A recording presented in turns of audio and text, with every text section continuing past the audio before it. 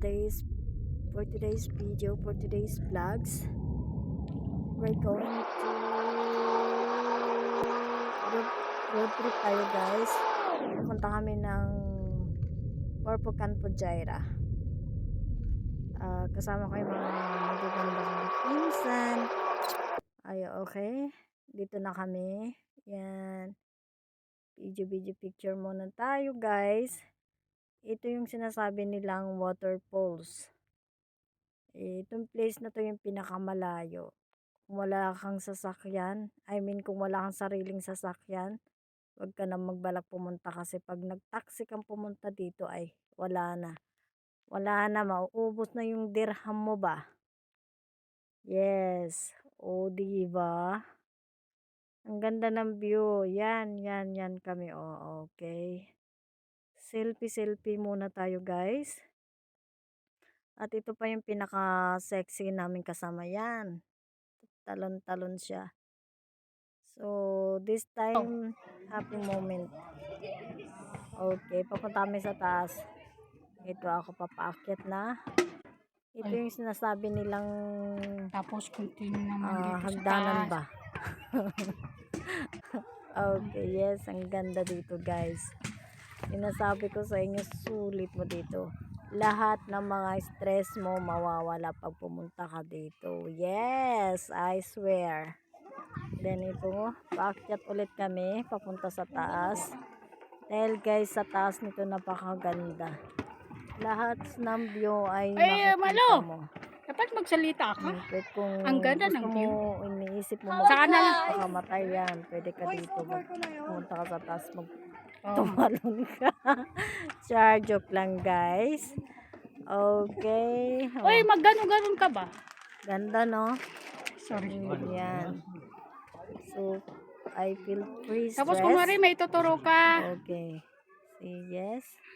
Kasi ginaganyan ko yun kasi talagang super ma-amaze ka. This place is too amazing. Layo lang kasi ito yung ayan, tatlong Marias. Walking na kami kasi we feel tired ba? Ayan na, nagmumuduling na yung mga tatlong Maria. Okay, tingnan nyo guys. Diba ang ganda niya? Tapos napakalamig dito. Like nasa Tagaytay or Baguio kasi ganito din yung style niya. Okay, video muna tayo, selfie. Hindi na kami natigil yan guys sa vlog.